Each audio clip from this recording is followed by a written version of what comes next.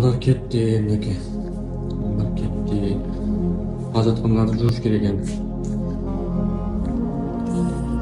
Урматтуу туугандар, Раматылык чуга устазга бирөө суроо берет да.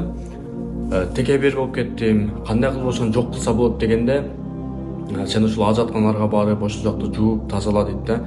Бул видеону тарткан максаты туугандар, бул эл көрсүн, башка көрсүн максатта эмес.